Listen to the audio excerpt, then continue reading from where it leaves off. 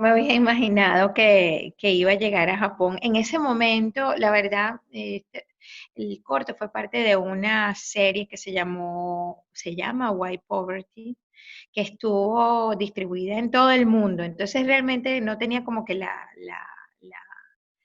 la conciencia de cómo iba a ser. Yo sabía que se iba a mostrar en Europa ¿no? Fundamentalmente Europa porque es un proyecto de las televisoras públicas europeas. Pero no, Japón no. Y fue un honor, una maravilla. Eh, Van al Congo Mirador muchos japoneses, tengo que comentar, porque allí está el relámpago del Catatumbo, que es un fenómeno atmosférico que consiste en que hay una, un relámpago a ciertas horas de la noche, está ese relámpago allí y tú no escuchas nada. Y está eso. Y anteriormente iban muchos turistas, pero gente también especializada, tipo de canales, buscando fotografiarlo porque es dificilísimo fotografiarlo y entre ellos era común ver a bastantes japoneses. Hace años hicimos un documental para televisión de duración de 50 minutos que iba para Latinoamérica, parte de una serie llamada Los Latinoamericanos. Nosotros hicimos Los Venezolanos, el episodio de los venezolanos. Y parte de la narrativa que teníamos empezaba justamente con la imagen del relámpago del Catatumbo, porque como es algo único en el mundo, ese fenómeno además que no se termina de explicar, hay algunas teorías, pero no hay una explicación definitiva de este fenómeno, entonces fuimos a grabarlo y pasamos allí una semana, pero pensando en esta imagen del relámpago, no es más nada. Y resulta que para ir a grabarlo uno iba a este pueblo llamado el Pongo Mirador.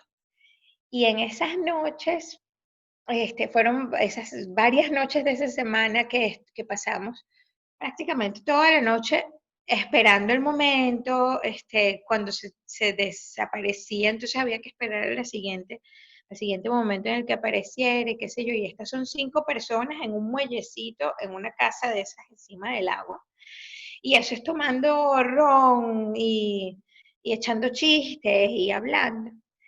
Entonces, en medio de esa atmósfera que además es muy especial porque estás bajo la bóveda celeste, pues, todas las estrellas, el equipo de grabación con la cámara.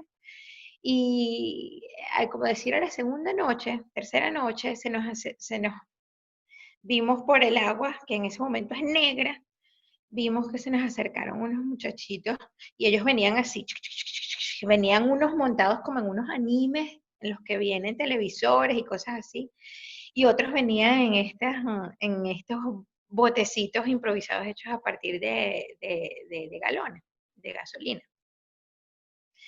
Y entonces vimos eso y ahí inmediatamente grabamos, graba, dale. Y entonces los muchachos, bueno, se sintieron observados, les encantó y tal, y bueno, se empezaron a hacer amigos de nosotros. Hubo un momento en el año 2013, 12, cuando nos llaman para concursar en el contexto de esta serie llamada White Poverty. Y estaba allí uno de los productores con los que yo había hecho aquel primer documental sobre los venezolanos. Y él me dice, él es brasileño, él me dice, oye querida, pero eh, ¿qué te parece si tú haces algo con esa imagen mágica de esos niños allí en esa agua negra, que ellos van ahí felices y juegan y no sé qué yo?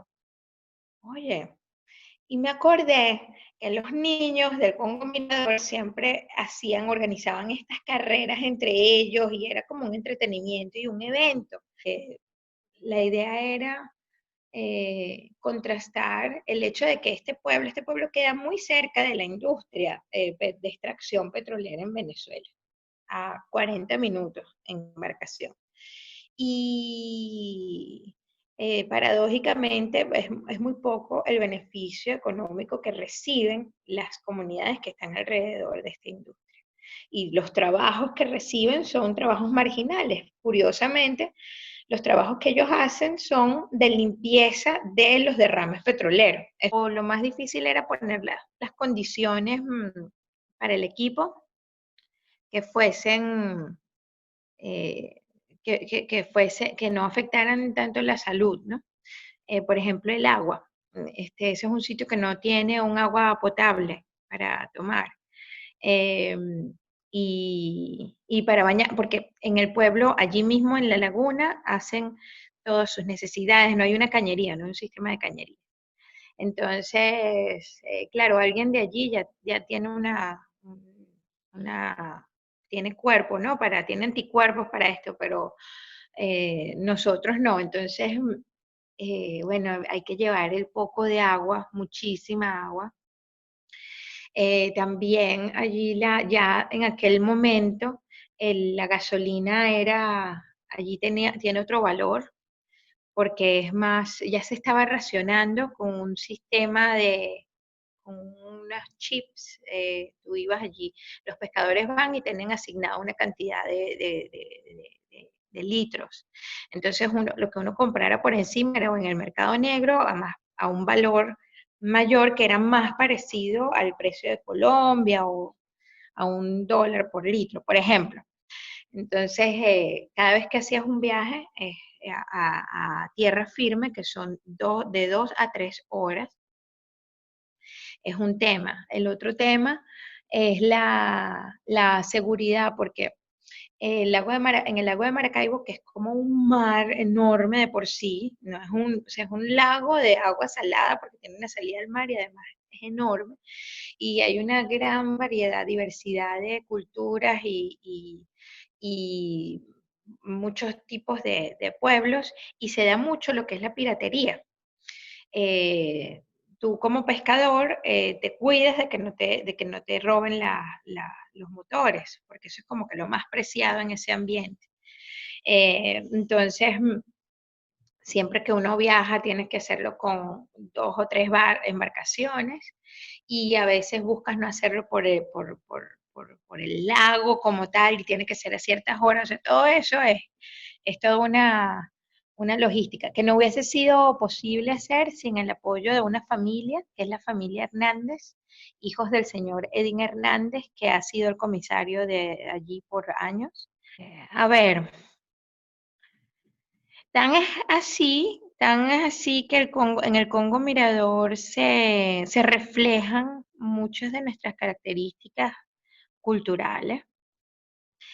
Que, bueno, hicimos ese largo documental allí justamente porque vimos la posibilidad de hacer un espejo al venezolano, ¿no? Y pensando en el galón, algo que a mí me parece súper maravilloso de nosotros y que quizás nos está ayudando a vivir un tiempo tan trágico como el que estamos viviendo como cultura, es esa capacidad de tener esa alegría que tiene el venezolano realmente en cualquier circunstancia. Y que esos niños, claro, niños son niños en todas las circunstancias, ¿no? Y Cigalón, el de Barrel estuvo hecho y lanzado en el año 2013 o 2014. 6 años han pasado y hoy día la situación en Venezuela realmente es muy grave, muy grave. Lo que se vivía en Congo Mirador es nada en relación a lo que se está viviendo hoy día en las ciudades, en todas partes. O sea, todo el país se convirtió en Congo Mirador, pero, pero incluso yo creo que peor. En el internet es muy fácil, onceuponatimeinvenezuela.com. Esta película, que es venezolana, la hicimos con apoyo fundamentalmente de Europa a través del Instituto de Documentales de Ámsterdam, IDFA, que recibe sus apoyos de la Comunidad Europea y de la Fundación Berta. Ellos fueron como nuestro principal apoyo, también Tribeca Film Institute, Catapult Films, Ibermedia, que es un fondo que viene de los países iberoamericanos, de los estados, del cual Venezuela ha sido restringido porque Venezuela ya no está participando dentro de ese fondo, se ha aislado.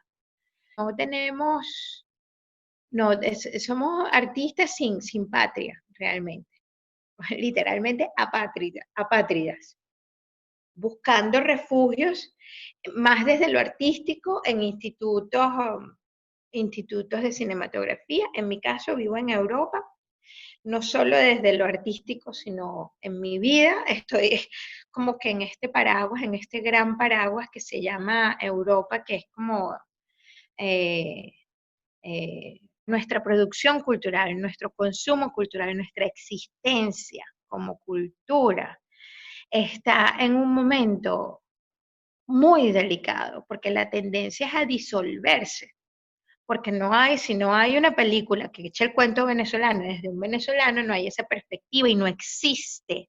Entonces siempre vas a estar contado por el medio tal, por el cómo te ve, no sé, la cadena Fox o no sé cuánto, pero no tienes eso, esa reflexión sobre sí mismo que te cuente lo que le está pasando al otro y que todos hablemos al respecto y no hay esa evolución. Eh, y que, o sea, no es solo el problema del posible que se abran las fronteras hacia, hacia Venezuela, yo quiero seguir grabando allí. Hay varias ideas, son sueños de momento.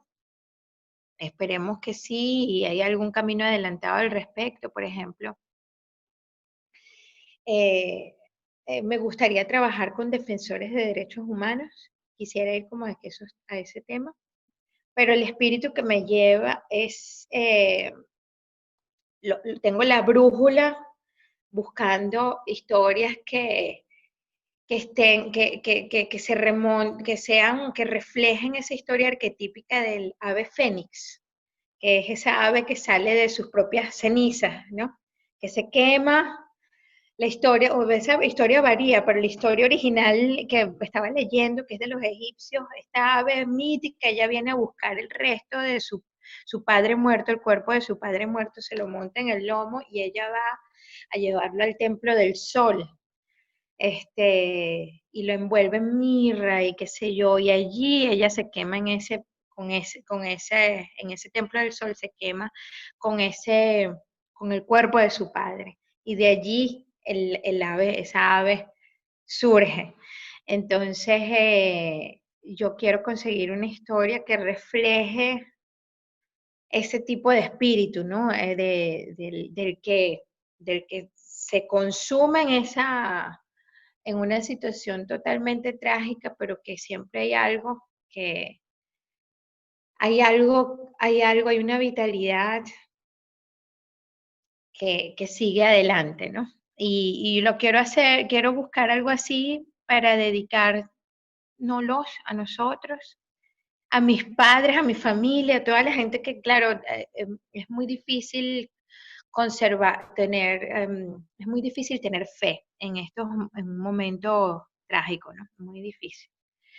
Y yo quería como que conectarme a mí misma y a los míos con la certeza de que por mucha destrucción que haya, eso no lo ha leído tantas veces, siempre hay algo, ¿no? Que queda. Y bueno, en esas ando.